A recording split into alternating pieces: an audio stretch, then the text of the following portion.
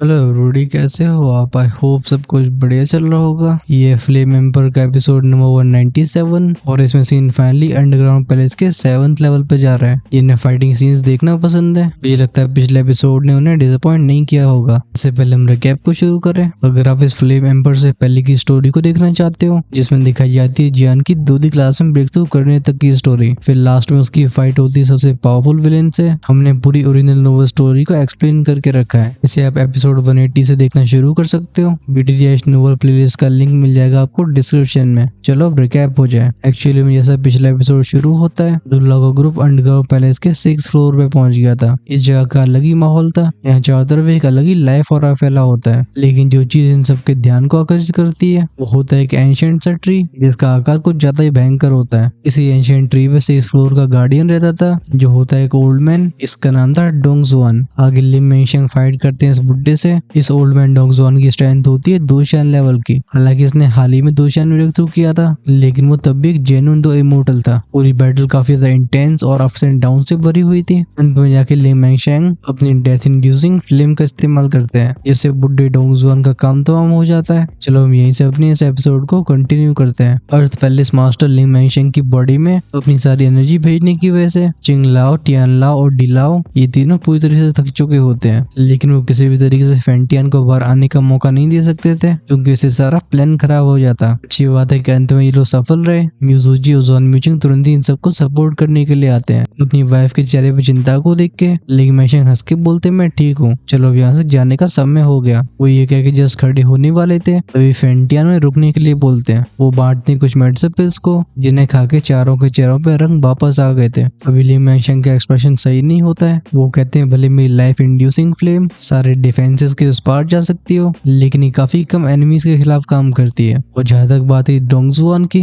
वो भी सच में मरा नहीं है। इसे फेंटियन ने नोट किया था। वो कहते हैं फाइटिंग इमोर्टल्स को मारना इतना आसान नहीं होता, लेकिन इससे फर्क नहीं पड़ने वाला। अगर हम उसे आज मार पाए हैं तो हमेशा फ्यूचर में भी कर पाएंगे। और तो अगर हम सच में डोंगजुआन को खत्म करना चाहते हैं तो मुझे जुजिन को फॉर्मेशन से बाहर आना पड़ता, जो कि इससे हमारे मिशन के लिए बिल्कुल सही नहीं था। अब क्या सच में बुड्ढा डोंगजुआन मरा नहीं है, या ये उसका कोई क्लोन फ्लोन था? ये तो मैं फ्यूचर में मालूम पड़ेगा। लेकिन हमारा ध्यान जाता है डी लाओ की तरफ। वो कहती है इस जगह पे कुछ कीमती मौजूद है। फेंटियन कहते हैं हाँ, मैं उस इमेंस एनर्जी को इस एंशिएंट ट्री के सबसे ऊपर सेंस कर रहा हूँ। इसी पर टियान लाओ बोलते हैं यहाँ कोई आ रहा है, चलो जल्दी से चला जाए। हालांकि 6th फ्लोर का खजाना काफी लुभावना लग रहा था, लेकिन इनकी प्रायोरिटी यांची को रेस्क्यू करने की थी। फेंटियन अपने सिर को हिलाते हुए अपने ग्रुप को लेकर 7th फ्लोर की तरफ चले जाते हैं। वो नहीं चाहते थे कि आने वाले लोग उनके ग्रुप को नोटिस करें। उस एंशिएंट ट्री को एक आखिरी बार देख के एल्डरजू की टोली गायब हो गई थी। यहाँ शांति फिर से छा जाती है। सुनाई देती है बस हवा के चलने की आवाजें। ऐसा माहौल करीब 7-8 मिनट तक बना रहता है। तभी एक पेड़ की परछाई में से फिगर बाहर आया था। वो फिगर भौंसी को उड़ के बोलता है डोंगजुआन कहाँ है, और मैं यहाँ इतने अनजाने और क्यों फील कर रहा हूँ? क्या यहाँ पे एनिमीज थे?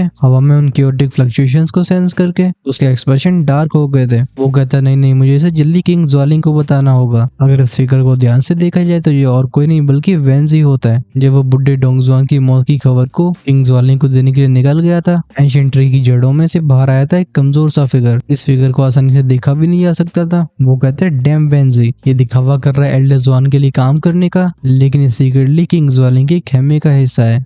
लेकिन ये मैटर नहीं करता। डोंगजुआन जो कि अपनी सोल की फॉर्म में था, वो 7th फ्लोर की तरफ देख के बोलता है, लगता है मैंने उस डेथ फ्लेम की पावर को हल्के में लिया है। अभी मेरा शरीर पूरी तरीके से बेकार हो चुका है। लगता है मुझे किंग ज्वालिंग से एक नई बॉडी प्रिपेयर करवानी पड़ेगी। पिछली बैटल को याद करके बुड्ढे डोंगजुआन की सोल कांप गई थी। ये होता है गुस्से की वजह से। वो जहरीली आवाज में कहता है लिंग मेंशिंग फैंक्शन पवेलियन, मैं डोंगजुआन तुम्हें कभी माफ नहीं करूंगा। अर्थ पैलेस मास्टर मेंशिंग की फ्लेम ने बस डोंगजुआन की फिजिकल बॉडी को खत्म नहीं किया था, बल्कि उसकी सोल को भी नुकसान पहुंचाया होता है। बस बात ऐसी थी कि उनके ग्रुप के पास डोंगजुआन की सोल को ढूंढने का समय नहीं था। इस वजह से वो पहले निकल गए, वरना ये बुड्ढा बचा नहीं होता। ऑफ कोर्स इसका एक कारण पवेलियन मास्टर फेंटियन का एक्शन न लेना होता है। जब डोंगजुआन की सोल बदले के बारे में सोच रही होती है, उसे एक चिलिंग आवाज सुनाई देती है। वो आवाज कहती है बुड्ढे, लेकिन तेरे लिए अफसोस की बात यह है कि तुझे उस बदले को पूरा करने का कोई मौका नहीं मिलेगा। इस आवाज ने डोंगजुआन को होश में लाया था। वो चारों तरफ देखते हुए बोलता है कौन है यहाँ पे? वेंजी और लिम मेंशिंग से बचने के लिए उसने अपनी सोल को जैसे से दबा के रखा था, लेकिन उसने सोचा नहीं होता कि इन दोनों के जाने के बाद अब एक नया दुश्मन आएगा। इस आवाज में जो फोर्स मिली हुई थी उससे बुड्ढा डोंगजुआन बता सकता था ये एक पावरफुल सोल कल्टिवेटर है। फाइनली हम एक पेड़ के पीछे से म्यूइंग और जियान के के फिगर को बाहर आते हुए देखते हैं। दोनों की डोंगजॉन की सोल को देख रही आंखें एकदम पैनेपन से भरी होती हैं। और पहली बार इस बुड्ढे के चेहरे पे डिस्पेयर दिखाई दिया था। अगर उसके दांत होते तो दांत ही मीस के बोलता डैम इट। जियान मनी मन में कहता है ऐसे ही मुझे मास्टर गोल्डन ड्रैगन को रिवाइव करने के लिए एक पावरफुल फिजिकल बॉडी की जरूरत थी। ऑल्दो मेरे पास एक 6 स्टार दोदी की बॉडी मौजूद है, लेकिन एक 2 शान की बॉडी से वो कैसे कंपेयर कर सकती है। जियान हाथ पे अपनी फ्लेम को बुलाता है। ओल्ड मैन डोंगजॉन की सोल तुरंत ही ट्रेम्बल होती है। वो समझ जाता है कि असली मौत उसके पास आई है। वो बिना हेजिटेशन की एक टेक्निक को परफॉर्म करता है। उसकी सोल फूलनी शुरू हो गई थी। ऐसा लगता है इसके अंदर रिएक्शंस हो रहे हो। वो पीली रोशनी बहुत डरावनी लगती है। जियान कहता है तुम मेरे सामने सेल्फ डिस्ट्रक्ट करना चाहते हो। हाँ, उसके पीछे के स्पेस में एक बड़ा गोल्डन अवतार अपीयर होता है। अटैक का नाम था हुआंग कॉन डिवाइन एंगर। जैसी सोनिक स्पिरिचुअल वेव डोंगजॉन की सोल से टकराती है, उसका सेल्फ डिस्ट्रक्शन वहीं पे रुक जाता है। इस मेंटल अटैक की वजह से हवा में जम गया होता है।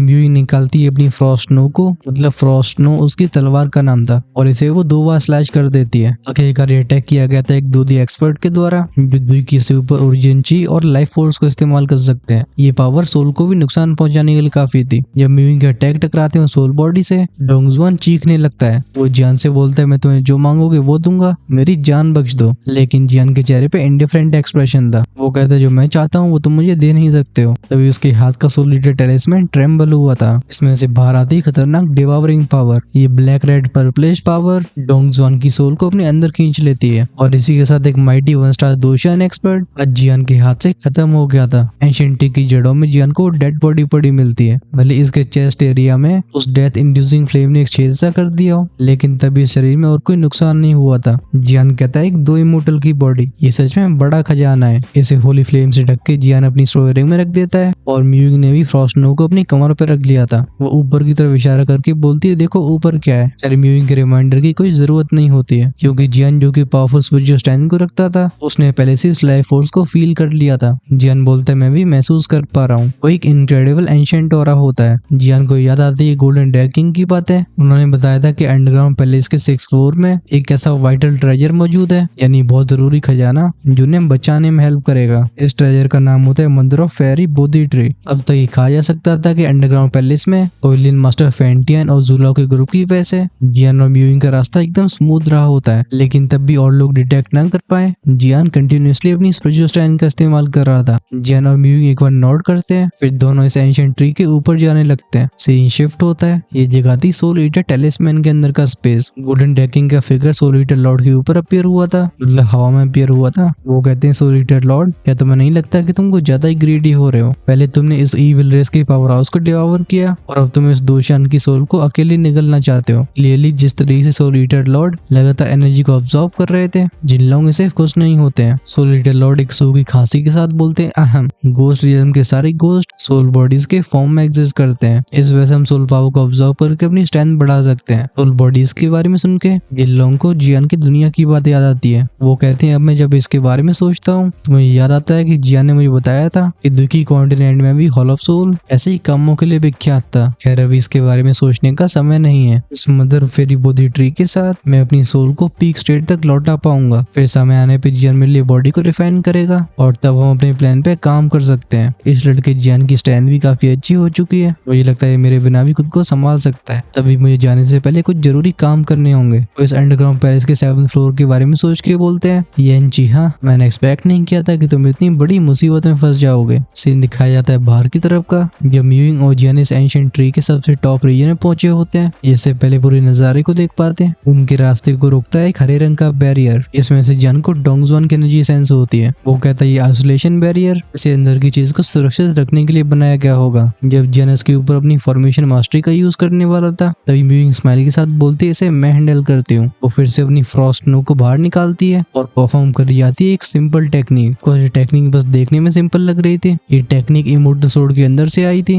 म्यूइंग और फ्रॉस्ट नो के बीच में ऐसा कनेक्शन बना होता है कि सोर्ड स्प्लिट फ्रॉस्ट नो पूरी टेक्निक को म्यूइंग को सिखाती है। म्यूइंग ने अपनी तलवार को 6 बार घुमाया था, और ये 6 स्लैश एक दूसरे में मिल जाते हैं। हवा में बनता है एक 12 कलियों वाला फूल जो उस बैरियर में जाके टकराया था। Crack crack crack crack bang की आवाज के साथ वो बैरियर आसानी से टूट जाता है। शायद ऐसा इसलिए हुआ था क्योंकि इसे अब कोई और एनर्जी सप्लाई नहीं मिल रही थी। ऑफ कोर्स सबसे ज्यादा श्रेय जाता है म्यूइंग और उसके सोर्ड को। अब क्योंकि एक्साइटमेंट जियान से हैंडल नहीं करी जा रही थी, वो म्यूइंग से बोलता है चलो अंदर चला जाए। अपनी सोल पावर से एक बैरियर बना के वो इस दरवाजे को फिर से सील कर देता है और दोनों उस गोलाकार एंट्रेंस में एंटर हो गए थे। जैसे इनके कदम दूसरी तरफ पड़ते हैं, दोनों के नाक में एक डेंस मेडसा फ्रेग्रेंस गई थी। ये महक कितनी ज्यादा घनी होती है कि इसने जियान के दिमाग को हिला के रख दिया था। म्यूइंग चारों तरफ देख के बोलती क्या सुंदर सी जगह है। एंशिएंट ट्री का ये टॉप काफी चौड़ा होता है, इसकी चौड़ाई कई 100 मीटर से भी ज्यादा होगी। खासकर यहाँ पे जो वुड एनर्जी मौजूद होती है, वो साफ बता रही थी कि इस जगह पे कल्टिवेट करने वाले को भारी दुनिया से कई गुना ज्यादा फायदा होगा। कई जगहों पे मौजूद होते हैं सुंदर सुंदर फूल, लेकिन जो चीज जियान की नजरों को अपनी तरफ खींचती है वो एक 10 मीटर ऊंचा पौधा था। इसे एंशिएंट ट्री के कई पत्तों ने ढक के रखा होता है, लेकिन जब जियान पहली बार इसे देखता है उसकी धड़कनें अपने आप बढ़ गई थी। बात साफ हो जाती है कि बिना किसी डाउट के ये वही ट्रेजर है जिसे 6 फ्लोर पे गार्ड किया जा रहा है। मदर फेरी बोधी ट्री को सेंस करके सरप्राइज तो म्यूइंग की आंखों में भर गया होता है। वो कहती है ऐसी स्ट्रॉन्ग सोल फ्लक्चुएशंस। जियान नोट करके बोलता है केयरफुल रहना। उसे काफी अजीब लग रहा था कि एल्डर ज़ू, पवेलियन मास्टर और बाकियों ने इस चीज को ऑब्टेन करने की कोशिश नहीं करी। ये काफी अजीब था,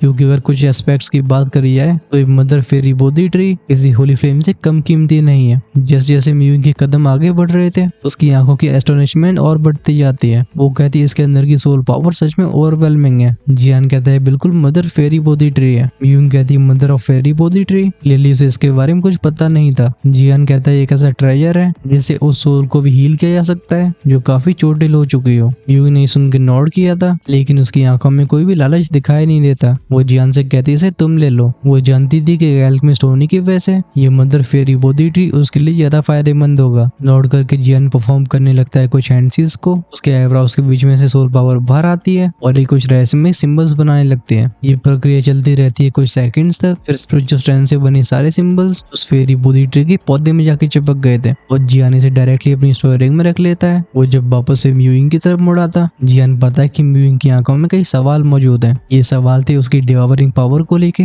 आफ्टर ऑल सोलिटर टेलिस्मैन की पावर ये कुछ घोस्ट वर्ल्ड के ऑरे और रिसीवल पावर से भी मैच करता था। लेकिन जिस तरीके से लड़की कुछ पूछना नहीं चाह रही है, हम जियान को अपने सिर को हिलाते हुए देखते हैं। वो कहते हैं मेरी बॉडी के अंदर की इविल और घोस्टली एनर्जी ये एक्चुअली में मेरी नहीं है। म्यूइंग स्माइल के साथ बोलती तुम्हें कुछ एक्सप्लेन करने की जरूरत नहीं है, मुझे तुम पे भरोसा है। ये सुन के जियान बोलता है तो तुम। म्यूइंग जियान की बात को बीच में काट के बोलती क्या मैं डर गई हूँ? ही अगर तुम सच में इविल हो तो मैं भी इविल बन जाऊंगी। ये कहने के बाद उसके गाल थोड़े से लाल हो जाते हैं और वो अपने मुंह को दूसरी तरफ घुमा लेती है। इस लड़की के ऐसे रिएक्शन को देख के जियान भी एक पल के लिए स्टन रह गया था। फिर वो भी अपने सिर को हिलाता है। वो खुद से कहता है लड़की कैसी कैसी बातें करती है। हमारे सामने का नजारा एक बार फिर से बदला जाता है। हम देखते हैं पवेलियन मास्टर फेंटियन के ग्रुप को जो जा रहे होते हैं अंडरग्राउंड पैलेस के सबसे गहरी जगह पे। रास्ते में लिंग मेंशेंग पूछते हैं पवेलियन मास्टर मैंने सुना यांची की छोटी बहन भी थी, लेकिन यांची ने उसके बारे में कोई बताया नहीं। फेंटियन अपने सिर को हिलाते हैं। वो कहते हैं हाँ छोटी बहन तो थी, लेकिन मैं भी उससे नहीं मिला हूँ। ये सुन के लिंग मेंशेंग और कुछ नहीं पूछते। ये शांति से कुछ समय तक आगे चलते हैं। फेंटियन ने अपना मुंह एक बार फिर से खोला था। वो बताते हैं कि कहा जाता है यांची होली फ्लेम लिस्ट में एक होली फ्लेम था, लेकिन उसने खुद को इंसान में बदल दिया। होली मास्टर की ऐसी बात को सुन के शांत रहने वाले ज़ूलाओ भी शॉक हो गए थे। एंशिएंट रिकॉर्ड्स पढ़ने की वजह से उन्हें इस ट्रांसफॉर्मेशन के बारे में अच्छे से पता होता है। दुनिया में कोई भी चीज जो कि 2 लेवल तक पहुंच जाती है उसके पास इंसानी रूप को लेने का मौका होता है। ऑफ कोर्स ऐसा करने के लिए उनके पास स्पिरिचुअल अवेयरनेस यानी कि सोचने की क्षमता ही नहीं बल्कि ट्रिबुलेशन का सामना करने की हिम्मत भी चाहिए होती है। और तो और अगर वो हेविली ट्रिबुलेशन से सर्वाइव कर भी लेते हैं, उनकी वो 2 इमोर्टल की स्ट्रेंथ फिर से 1 स्टार 2 दी पे पहुंच जाती है। फेंटियन के एक्सप्रेशन काफी सीरियस थे। वो बताते हैं जहाँ पे जड़ी बूटियाँ 10,000 साल जीने के बाद जब ह्यूमन में ट्रांसफॉर्म होती है तो वो अपने पुराने शरीर को छोड़ सकती है। इसका एक एग्जाम्पल हमने टियानशन से समझा था। पवेलियन मास्टर फेंटियन बताते हैं लेकिन होली फ्लेम ये अलग होती है। पूरे ग्रेट 1000 वर्ल्ड में बस 36 होली फ्लेम्स एग्जिस्ट करती हैं। इस वजह से जब ये इंसानी रूप को लेते हैं वो होली फ्लेम पावर इनसे अलग नहीं होती बल्कि वो उनकी जिंदगी बन जाती है। इस वजह से अगर कोई यांची की होली फ्लेम पावर को हासिल करना चाहता है तो उसे यांची की जान लेनी होगी। फेंटियन की पूरी बात को समझ के बाकी लोगों की आंखों में गुस्सा दिखाई देता है। और पहले इस मास्टर मेंशेंग बोलते हैं ये कुछ ज्यादा एक्सट्रीम बात हो गई।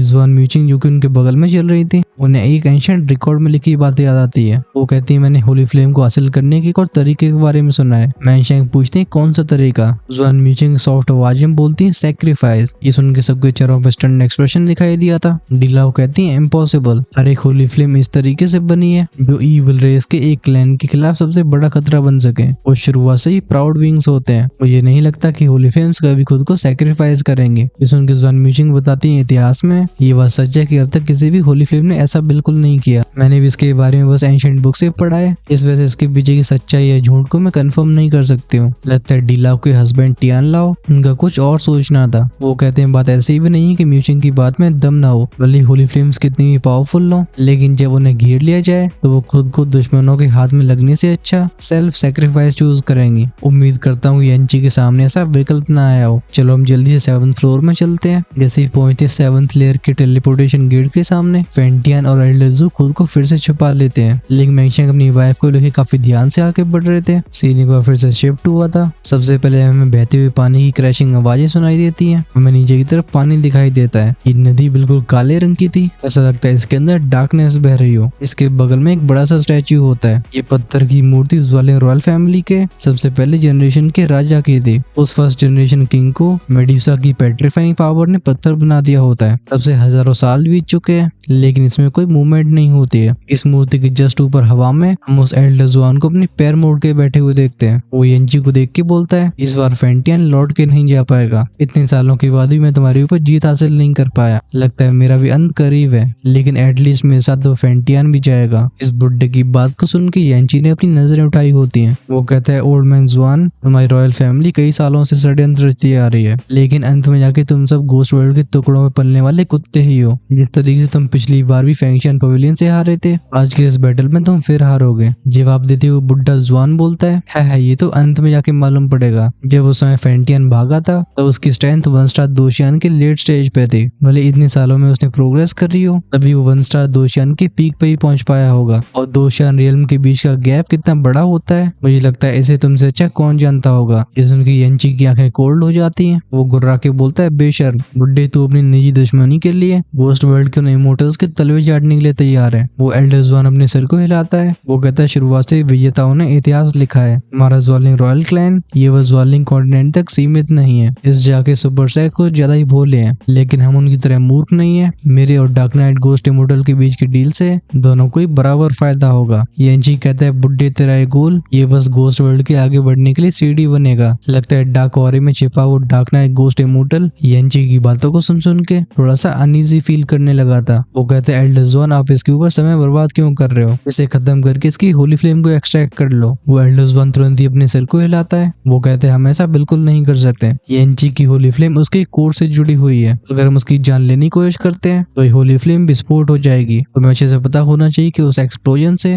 मेरे ज्वालिंग रॉयल क्लैन तो क्या हम दोनों भी अपनी जान नहीं बचा पाएंगे। और तो एक इंसान में बदली हुई होली फ्लेम इसका कोर कितना कीमती है ये हम दोनों जानते हैं। इसके सॉल्यूशन को ढूंढने की हमने कितने सालों से कोशिश करी है। हम अंत में जाके अपनी सारी मेहनत को बर्बाद नहीं कर सकते। वो डार्क नाइट घोस्ट इमोर्टल बोलता है तुम्हारा मतलब है कि इतने सारे सालों के बाद भी इसे मारा नहीं जा सकता है। जवाब में उस बुड्ढे ने नोट किया था। वो कहता है अगर तुम्हें मेरा भरोसा नहीं है तो तुम खुद ट्राई कर सकते हो। हालांकि सुन के डार्क नाइट घोस्ट इमोर्टल की आंखें चमकी थी, लेकिन जब सोचता है होली फ्लेम की पावर के बारे में और इसके फटने से क्या हो सकता है, डार्क नाइट घोस्ट इमोर्टल अंदर से डर गया होता है। वो हम्प करके बोलता है एक होली फ्लेम जानबूझ के इंसान में कन्वर्ट हो गई। येंची सच में पागल है। फोर्स इस बात से तो एल्डर जुआन भी कंफ्यूज था। वो कहता है जब हमें येंची पहली बार मिला था इसके साथ एक और होली फ्लेम थी, लेकिन वो इससे कमजोर थी। अगर इस होली फ्लेम को बचाने की कोशिश नहीं करता तो शायद ये हमारे हाथ नहीं लग पाता। इस पॉइंट तक बोलते बोलते उस एल्डर जुआन के चेहरे पे एक अजीब सी स्माइल आ जाती है। वो कहता है मुझे भरोसा है कि येंची के लिए वो दूसरी वाली होली फ्लेम जरूर लौटेगी।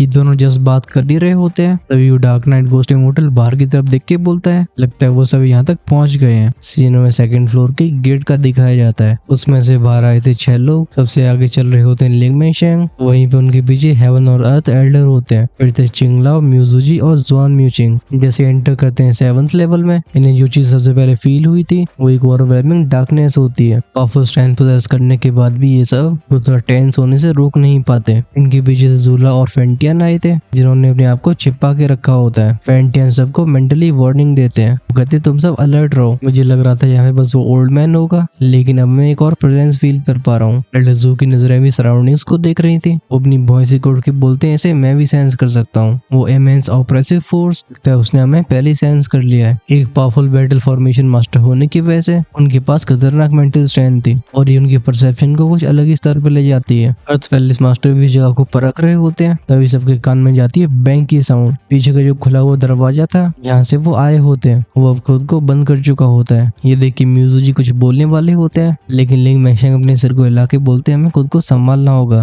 भले उनके ग्रुप में सबसे पावरफुल फेंटियान और फिर एल्डर जू हो, लेकिन अभी लीड करने वाले लिंग मैंगशैंग थे। इस वजह से उनका कॉन्फिडेंस बना के रखना काफी जरूरी होता है। उस बीच ब्लैक रिवर के बगल में जो एल्डर जुआन था, उसकी नजरें जाती हैं जुआन म्यूचिंग के ऊपर। वो खुद से बड़बड़ा के बोलता है ये क्यों आई। शुरुआत से जुआन म्यूचिंग के लिए एल्डर जुआन के दिल में एक सॉफ्ट स्पॉट था। वो इस बच्ची को नुकसान नहीं पहुंचाना चाहते थे। हमें बताया जाता है जुआन म्यूचिंग इस एल्डर जुआन यानी कि किंग जुआलिंग के फादर के छोटे भाई की बेटी है। मतलब जुआन म्यूचिंग का एल्डर जुआन अंकल था। यूजो जी कहते हैं स्पेस में फैली हुई जो पावर है वो हमारे शरीर की लाइफ और डेथ पावर को सप्रेस कर रही है। इसे डी लाओ, टियान लाओ, चेन लाओ और लिंग मैंगशैंग ने भी नोटिस किया था। सब कॉशियसली आगे बढ़ते हैं। ये फाइनली उस अंडरग्राउंड रिवर के सामने पहुंच जाते हैं। जब वो नीचे की बहती हुई काली नदी को देखते हैं, इन्हें ऐसा लगता है जैसे कोई भयानक बीस्ट इनका इंतजार कर रहा हो। चारों तरफ अंधेरा ऐसा फैला हुआ था जो सबकी सेंसेस को भी रोक रहा होता है। फाइनली लिंग मैंगशैंग ने हाथ ऊपर उठाया होता है, सुनाई देती है पफ की आवाज। एक तेज आग का क्लस्टर इस अंडरग्राउंड रिवर के ऊपर से गुजरता है। इन्हें थोड़ी दूर तक तो दिखाई देते हैं बड़े बड़े पत्थर और कुछ बिना पत्तों वाले पेड़। फाइनली जो चीज इनके सामने आई थी वो सबका एक्सप्रेशन चेंज कर देती है। वो आग जाके रुकी होती एक फिगर के सामने जिसने सुनहरे और सिल्वरी कपड़े पहन रखे थे। ये उस काली नदी के ऊपर फ्लोट कर रहा होता है। अचानक से इस बुड्ढे की आंखें खुलती हैं, साथ में फैलता है वो कोल्ड डेथ वाला ऑरा। ऑफ कोर्स ये फिगर उसी एल्डर जुआन का था। वो कहते हैं अंडरग्राउंड प्लेस में घुसपैठ करने वाले तुम सबको मरना होगा। इस बुड्ढे को देख के लिंग मैंगशैंग की आंखें शौक से भर गई थी। वो कहते हैं ये सच में ज्वाले रॉयल फैमिली का पिछला किंग है। एक्सप्रेशन तो टियान लाओ को ही बदल चुके होते हैं। वो बताते हैं आज से कई 100 साल पहले ये ओल्ड मैन हाफ इमोर्टल की स्ट्रेंथ पे ज्वाले रॉयल फैमिली की कुर्सी को छोड़ चुका था। लगता है अब तक ट्रेन कर रहा था। नदी के ऊपर फ्लोट कर रहा एल्डर जुआन लिंग मैंगशैंग और बाकियों को देख के बोलता है बर्ने एसेंस पवेलियन ने इस बार सच में होल्ड बैक नहीं किया। ऐसे एक्सपर्ट्स को यहाँ भेजना, अगर मैंने तुम्हारा अच्छे स्वागत नहीं किया तो शायद तुम लोग बुरा मान जाओगे। क्रैक क्रैक के साउंड के साथ स्पेस डिस्टॉर्ट होता है और इसमें से बाहर आने लगता है लाइफ और डेथ का ऑरा। ये देख के चिगलाक कहते हैं डैम इट, इसकी स्ट्रेंथ सच में 2 शान के ऊपर जा चुकी है। लिंग मैंगशैंग नोट करके बोलते हैं अब फर्क नहीं पड़ता है कि हमें किसका सामना करना पड़ रहा है, अब यहाँ तक आने के बाद हम पीछे मुड़ नहीं सकते। लिंग मैंगशैंग तैयार हो गए थे फाइट करने के लिए। पीछे खड़े चिंगला और बाकी लोग भी नोट करते हैं, लेकिन इससे पहले अपने ऑरे को इरप्ट कर पाते हैं। अर्थ पैलेस मास्टर मैंगशैंग की नजरें उस बुड्ढे जुआन लाओ के पीछे जाती हैं। शुरुआत में तो बस एक शेडो थी, लेकिन जब लिंग मैंगशैंग ध्यान से देखते हैं उन्हें दिखाई देता है एक फिगर जिसे कांटेदार चेन से बांध रखा होता है। इस फिगर को देख के बूम की साउंड के साथ लिंग मैंगशैंग का ऑरा आउट ऑफ कंट्रोल हो गया था। उनकी आंखों के किनारे से बाहर आने लगता है किलिंग इंटेंट। वो कहते हैं येंची। अभी मैंगशैंग के साथ बाकियों की आंखें भी लाल हो चुकी थी और दूर से उन काले रंग की चेन्स में से ईरी ऑरे को फील कर पा रहे थे। वो एनर्जी किसी के दिमाग को खराब करने के लिए काफी है। स्पेशली येंची की हालत हो गई थी। अगर मैंगशैंग को उसके ऑरे के बारे में पहले पता नहीं होता तो शायद वो येंची को पहचान न पाते। येंची कपड़े जगह जगह से फटे होते हैं और उसके वो बिखरे हुए बाल ये 3 मीटर से भी ज्यादा लंबे हो चुके थे। अपने पति को ऐसे गुस्सा होती हुए देख जुआन म्यूचिंग उनके साइड में जाकर उन्हें सपोर्ट करती है। वो एक चिंता से भरी आवाज में कहती है मैंगशैंग। अपनी आंखों को दर्द के साथ बंद करते हुए लेकिन मैंगशैंग बोलते हैं चिंता मत करो, हमारे फ्यूचर के लिए इस बार मैं कोई गलत एक्शन नहीं लूंगा, मैं जिंदा जरूर लौटूंगा। ये देख के जुआन म्यूचिंग साय करती है। उन्हें लिंग मैंगशैंग के टेम्परामेंट के बारे में अच्छे से पता होता है। येंची ने एक बार लिंग मैंगशैंग की जान बचाई थी और जैसा कैरेक्टर होता है मैंगशैंग का, जुआन म्यूचिंग को डर था कि कहीं लिंग मैंगशैंग येंची को सेव करने के चक्कर में खुद को नुकसान न पहुंचा बैठे। एल्डर जुआन जो कि अपने पैरों को मोड़ के बैठा हुआ था वो हवा में खड़ा हो जाता है। जैसे उसने अपना पहला कदम आगे बढ़ाया था वुश वुश की आवाज के साथ उसका वो लाइफ और डेथ का ऑरा एक फायरी रेड ऑरे में बदल जाता है। मैंगशैंग का ग्रुप सेंस कर पाता है कि लाल आग जैसा ऑरा उस लाइफ और डेथ एनर्जी को भी क्रोड करने की पावर रखता है। खासकर इसकी इंटेंसिटी और बढ़ती जा रही थी। जब एल्डर जुआन अपने दूसरे कदम को आगे बढ़ाता है लिंग मैंगशैंग फील करते हैं कि उनकी लाइफ और डेथ की एनर्जी उस लाल रंग के ऑरे के सामने अपनी मजबूती खो चुकी है। लिंग मैंगशैंग बोलते हैं एक फायर एट्रीब्यूट का दोषियान। हालांकि उनके पास भी फायर एट्रीब्यूट की एनर्जी थी, लेकिन एल्डर जुआन की फ्लेम्स के सामने वो चाय कम पानी होती है। वो बुड्ढा जुआन लाओ अपने चेहरे पे स्माइल को लेके अपनी एक उंगली को फ्लिक करता है। हवा में बनती एक बड़ी सी वेव जो किसी तूफान की तरह मैंगशैंग के ग्रुप की तरफ आगे बढ़ गई थी। इसमें से खतरे को सेंस करके मैंगशैंग समय बर्बाद नहीं करते। उनके दोनों हाथ आगे बढ़ते हैं और साथ में चैनल करी जाती है लाइफ और डेथ की एनर्जी। डिफेंसिव टेक्निक का नाम था बर्निंग स्काई शील्ड। ये देख के उस एल्डर जुआन के चेहरे की स्मेल और बढ़ जाती है। सामने के ग्रुप में बस लिम मैंगशैंग की स्ट्रेंथ ही होती है पीक 2D की, बाकी 9 स्टार 2D के लेवल के थे और ये एल्डर जुआन के सामने चींटी जैसे होते हैं। अगली पल बूम की साउंड के साथ रेड फ्लेम अटैक मैंगशैंग की सीट से टकराता है। सुनाई देने लगती है क्रिक क्रिक क्रिक की आवाजें। फिर शील्ड पूरी तरह से ढह गई थी। 4 लोगों को पीछे जाने का मौका भी नहीं मिलता। वो बचा हुआ अटैक इन सभी को बूमिंग आवाजों के साथ पीछे भेज देता है। फिर सुनाई देती है पफ पफ की साउंड्स। आगे होने की वजह से इम्पैक्ट सबसे ज्यादा लिंग मैंगशैंग के ऊपर हुआ था। इस वजह से सबसे ज्यादा खून भी उनके मुंह से ही बाहर आता है। अब भी उस रेड फ्लेम की वजह से उनकी बॉडी ट्रेम्बल हो रही थी। लिंग मैंगशैंग दांती में इसकी बोलते हैं, बुड्ढा ये कुछ ज्यादा ही स्ट्रॉन्ग है, हम सबको साथ में काम करना होगा। वो एल्डर जुआन चिढ़ाते हुए बोलता है, चलो मैं तुम्हें एक और मौका देता हूँ। फिर वो अपने दोनों हाथों को पीछे करके खड़ा हो गया था। ये टियान लाओ डी लाओ के लिए बिल्कुल इंसल्ट जैसा था। दोनों अपने हाथ को पास में लाते हैं। इनके हाथों के बीच का स्पेस डिस्टॉर्ट होने लगता है। जन्म ले रही थी एक टेरिफाइंग फोर्स। बगल में खड़े लिंग मैंगशैंग और मिज़ुजी समय बर्बाद नहीं करते।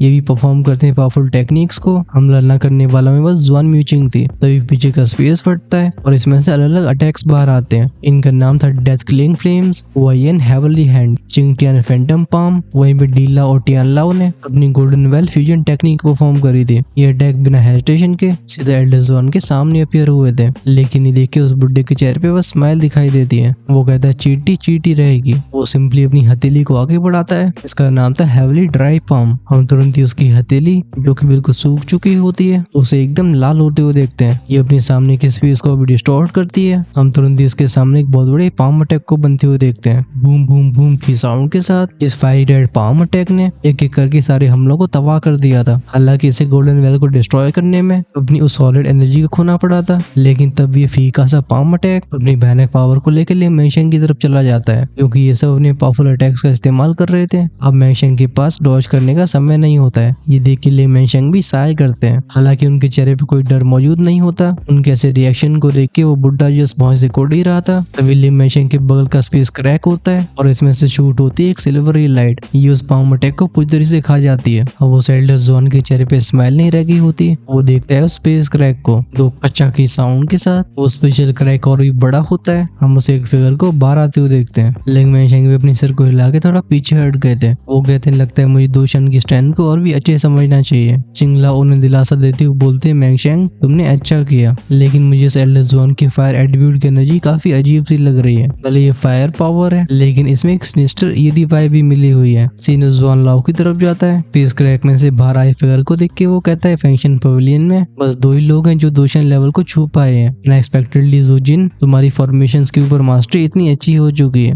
अभी जुलाओ के चेहरे पे कोल्ड स्माइल थी। वो कहते हैं, जुआनशिन हाँ सच में हमें मिले हुए समय हो चुका है। मैंने भी नहीं सोचा था कि तुम्हारी स्ट्रेंथ अर्ली स्टेज दोशान से 1 स्टार दोशान के मिड स्टेज तक पहुंच जाएगी, लेकिन इससे फर्क नहीं पड़ता है। ये कहने के बाद एल्डर जुलाओ के चारों तरफ का स्पेस भी रिपल होने लगा था। इसमें एक रहस्यमयी ऊर्जा मिलने लगती है। ये देखिए वो एल्डर जुआन जुलाओ के पीछे के स्पेस से बोलता है, फैंटियन अगर तुम अपने प्यादों को मरने के लिए भेजना चाहते हो तो मैं चलो तुम्हारी ये चाह पूरी कर देता हूँ। इसी के साथ वो अपने ऑरे को इरप्ट करता है। जब भी लाल रंग का ऑरा फैलता है जुलाओ की तरफ, वो भी कोल्ड स्नॉट करके अपनी लाइटिंग पावर को इरप्ट करते हैं। इस तरीके से शुरू होती है दोनों के बीच ही क्लैश। एक समय के बाद जुलाओ अपनी फॉर्मेशंस का यूज कर रहे होते हैं, जिनमें 15,000 कोर इंस्क्रिप्शंस मौजूद थी। ऐसी पावरफुल फॉर्मेशन एक 1 स्टार दोशान को फंसाने के लिए काफी होती है। दूसरी तरफ वो एल्डर जुआन रिएक्शन डीमन स्लेयर फिंगर जैसे अटैक का इस्तेमाल करता है। ये स्पेस को चीरते हुए जुलाओ की फॉर्मेशन से टकराते हैं। सारी फाइट काफी इंटेंस रही थी, लेकिन मैं इसे पूरी तरह से एक्सप्लेन तभी करूंगा जब आप मुझे कमेंट्स में लिख के बताओगे, वरना हम इसे भी शॉर्ट में खत्म कर देते हैं। चलो इस डिसीजन को मैं आपके हाथ में देके इस एपिसोड को ये मैं फिनिश करता हूँ। अगर आप चाहोगे तो हम नेक्स्ट एपिसोड में जुला और इस एल्डर जुआन के बीच की फाइट के ऊपर फोकस करेंगे। ऑफ कोर्स अगर मुझे कमेंट सेक्शन में मेजॉरिटी स्किप को फेवर करती हुई मिलती है तो हम फाइट को बिल्कुल शॉर्ट में रख के स्टोरी को और भी तेजी से आगे बढ़ाएंगे। आफ्टर ऑल अभी फैंटियन और डार्क नाइट गोस्ट इमोर्टल का भी अपीयर होना बाकी है। और अगर आप उसे मिस नहीं करना चाहते हो तो चैनल को सब्सक्राइब करके बेल आइकन के बटन को ऑन करके रखो, जिससे रिलीज होते वीडियो सबसे पहले आपके पास पहुंचे। अगर आप नेक्स्ट एपिसोड को आज ही देखना चाहते हो तो बन सकते हो चैनल की मेंबरशिप का हिस्सा। ज्वाइन का बटन आपको सब्सक्राइब के साइड में मिलेगा। Until then stay safe, tata bye bye.